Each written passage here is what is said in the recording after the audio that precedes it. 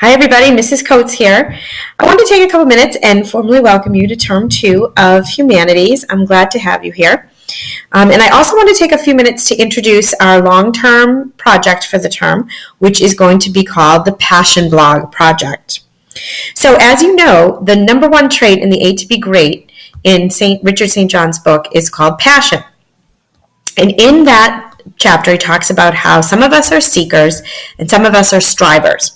Strivers are those people who have always known their passion, know what they want to do with it, and have done everything in their life to make that happen.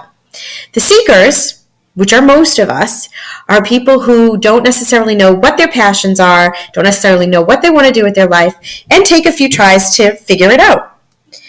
So the purpose of this project is going to be exploring some of your passions, exploring some of what you might be interested in, whether it's a hobby or a career or anything. And so I guess your next question is probably like, Coates, why do I have to do this? I don't have time. The blogging costs, it's money, it's got time and energy, and, who cares what I have to say? All of these sort of, why do I have to do this type questions? Well, blogging is a very important way to communicate. It's been around for a number of years now. And there are a lot of reasons why it is a positive way to communicate your ideas, your thoughts, your opinions. The first one is that it helps to create a positive digital footprint for you. So for so long now, I'm sure you've heard from teachers, parents, others, that don't post anything negative online that might cast you in a negative light. You never know if a college admissions officer is going to Google you. You never know if a potential employer is going to Google you and what is going to come up. Well, this helps to at least create somewhat of a positive digital footprint for you. If you are out there writing intelligently about a topic that you are passionate about, that's going to cast you in a positive light. Another really important reason to blog is because you're using media effectively to communicate your ideas. One of the things that is really important in humanities and just in school in general is practicing communication skills in sort of all different ways, all different forums. One of the things that I hope to achieve with this blog is that you begin to practice your writing skills, your even photography skills, or just in general communication skills. And you'll use media to do something other than just post what you did Saturday night. Another reason why you should blog and why this is such an important project is that it's going to allow you to improve your writing. Most of your blog entries will be in the written word. Now, it's not a formal research paper by any means. It's not a formal way of writing. It's not an essay. It's very casual. But in order to communicate, you still have to communicate effectively on your blog, right? So it will help you to improve that type of writing. Finally, the last reason why I think it's really important to blog for you is that it allows you to capture an audience and generate interest. Now, why is this important, you might ask? Well, a variety of reasons. First of all, it's a great thing to have people interested in what we have to say.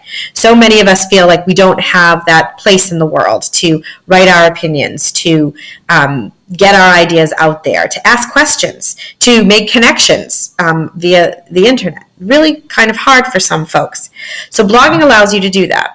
Another piece is that, for some people, their blogs start to generate money. So you never know if that might happen.